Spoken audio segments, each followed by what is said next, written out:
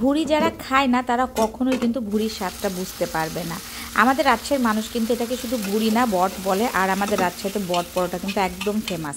তো আজকে আমি রান্না করছি একদম বিখ্যাত সেই বট, আর সারা বছর আমি অপেক্ষা করে থাকি, কারণ এই ভুড়িটা হচ্ছে আমাদের কোরবানির গরুর ভুড়ি, আর এই ভুড়িটা আমার বাসায় সবাই খায়।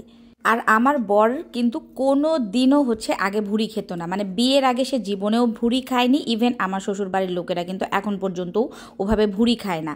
তো আমি তাকে ভুড়ি খাওয়ানো শিখিয়েছি, আর একমাত্র এই কোরবানির ভুড়ির অপেক্ষাটাই করে আমার বর। তার নাকি এই কোরবানির ভুড়িটাই সবচাইতে বেশি মজা লাগে।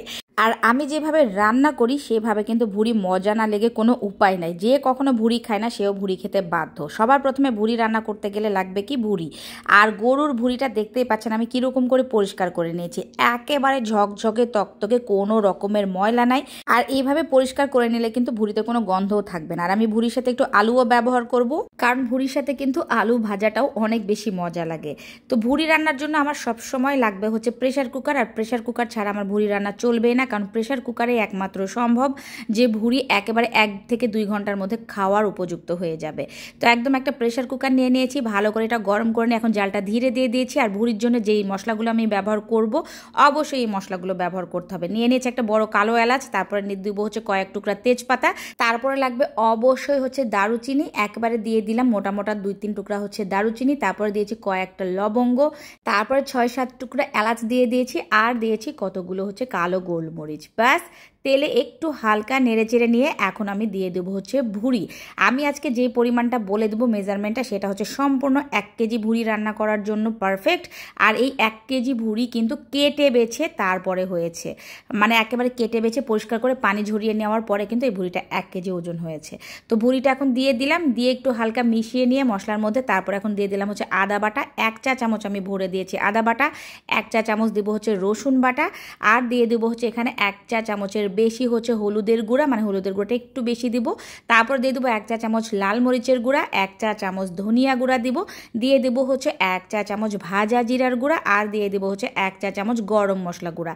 আর এই গরম মশলা গুঁড়াটা আমি বাসায় বানিয়ে থাকি, আপনারা চাইলে রাঁধুনির গরম মশলা গুঁড়াটা ব্যবহার করতে পারেন। তারপর একদম স্বাদ মতো লবণ দিয়ে দিয়েছি, আর আমি এখানে দিয়ে দেবো হচ্ছে পেঁয়াজ কুচি।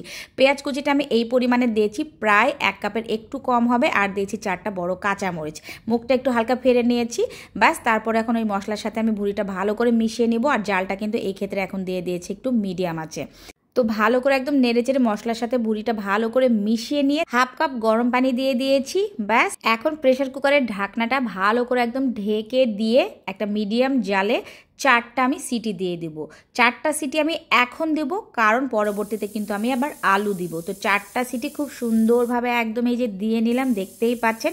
আর জালটা কিন্তু অবশ্যই জোরে দেওয়া যাবে না, মিডিয়াম আঁচেই দিতে হবে। আর মিডিয়াম আঁচে যতটুকু সময় লাগবে 4টা সিটিতে, ততটুকুর মধ্যে কিন্তু একদম বটগুলো ভালোভাবে প্রায় 80% সিদ্ধ হয়ে যাবে। বাস, 4টা সিটি হওয়ার পরে কিন্তু আমি চুলাটা বন্ধ দিয়ে তারপর 2 থেকে 3 মিনিট একটু রেস্ট দিয়ে ঢাকনাটা খুলে নিয়েছি। খুলে নিয়ে দেখেন কি পর্যায়ে আছে, যে পরিমাণের ঝোল আছে সেই ঝোলে কিন্তু এখন আমি আলুও দিয়ে দিব। আর এই ক্ষেত্রে এখন জালটা জোরে দিয়ে একটু নেড়ে চেড়ে নিলাম, তারপর আমি এর মধ্যে আলু দিয়ে দিলাম, একদম টুকরা টুকরা করে কেটে নিয়েছি আলুও কিন্তু এখানে পরিমাণে একটু বেশিই দিয়ে দিয়েছি, কারণ আমার বাসায় আমার মেয়ে যেহেতু খাবে, আমার মেয়ে কিন্তু এই বটের আলুটা অনেক বেশি পছন্দ করে।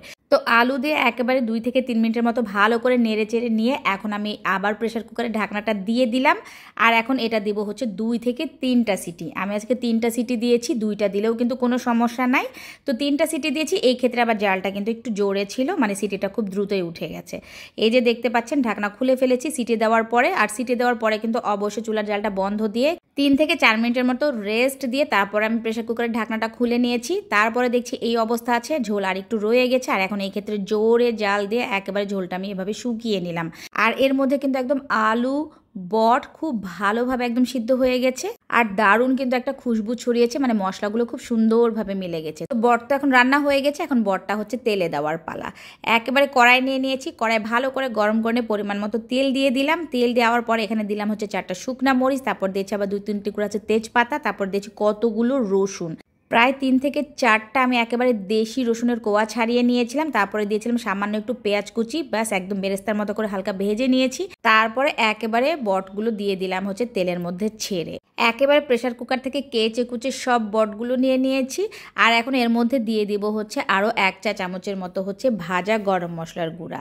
ব্যাস সব কিছু মোটামুটি দেওয়া শেষ। এখন নাড়তে চাড়তে এটা এমনভাবে ভাজবো যেন হচ্ছে একদম খুব সুন্দরভাবে এখনই খাওয়া যায়। আর এটা যেহেতু আজকে আমি দুপুরে রান্না করেছি, অবশ্যই এটা ভাত দিয়েও খাওয়া হবে। তো এই বট আমি এমনভাবে রান্না করি যেটা উপরে ক্রিস্পি থাকবে আর ভিতরে কিন্তু নরম থাকবে, রাবারের মতো হবে না। আর এটার এত দারুণ ফ্লেভার হয়, আর কোনোভাবে কিন্তু এইভাবে বট রান্না করলে মোটেও গন্ধ থাকবে না।